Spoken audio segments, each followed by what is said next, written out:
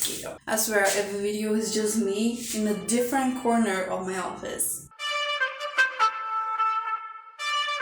So guess what? I have multilingual friends now. There's this thing in my university called self-defense. I say self-defense like something so different. Woo, self-defense, nobody ever heard of it. Anyway, this is self-defense classes given by someone who's from California. Hi Brenda. And we have this conversation in English, and we also have conversation clubs. It's all for us to train English.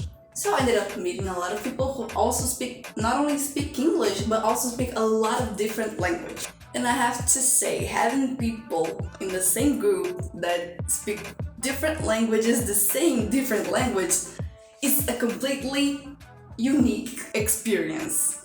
People who have multilingual friends are probably looking at me like, duh, it's the best shit ever. I've never spoken English with anyone in my life before, if not you. You meaning my cell phone. So having people who speak all the language that I speak, it's like an event. And the dynamic of a multilingual group is very different. Because, sometimes speaking like us, we speak Portuguese and English, and like we can scratch some Spanish.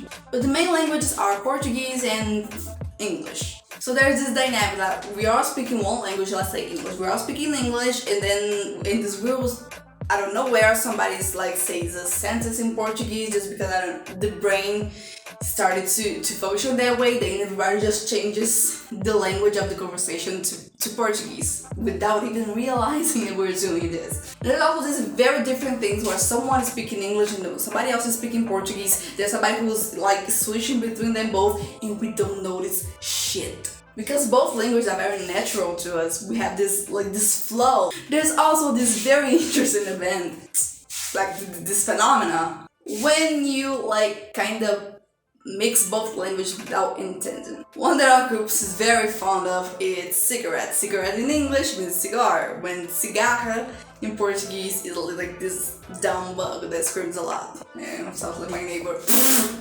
So cigarrete became the name of cigarra, but it's actually something completely different. It's just something that happened.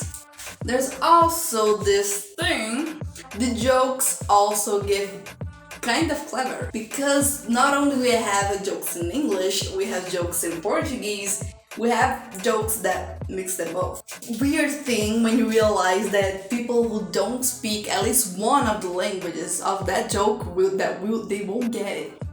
But I think the best thing of having a multilingual friends and multilingual people who are from different places is the way that you get to exchange experiences. Like, it's this weird stuff that happened in Chile and this weird thing that happened in Germany. And then one day I was in the UK, in England. No, but that one time that I was in Italy, it's so weird the amount of experiences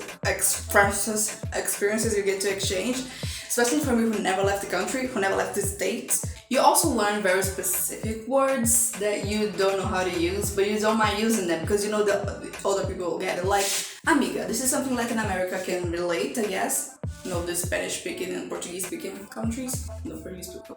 It's just one. I don't know why I say countries. Just Brazil speak Portuguese in Latin America, right?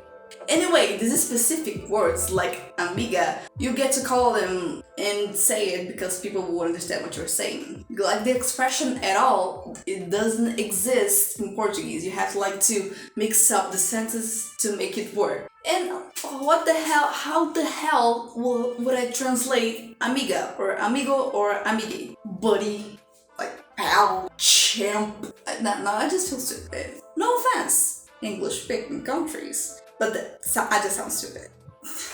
And it's also very fun to see something that you always know in your everyday life to be something completely different and new for somebody else, and somebody else telling you something that you never thought. And it's finding new things about different places, different people, and all you have when you have this group with an amazing dynamic, we're having a lot of fun. I think it's very special, specifically in a university context, because you all have this one thing in common. You're all studying or helping somebody else study if you're a professor. But you're always learning something. And I'm a nerd, I'm a Ravenclaw. I like learning something new every day. I think that's the most important fact about diversity. And I'm not only multilingual or multicultural, like this diverse group of people, even if it's like a class,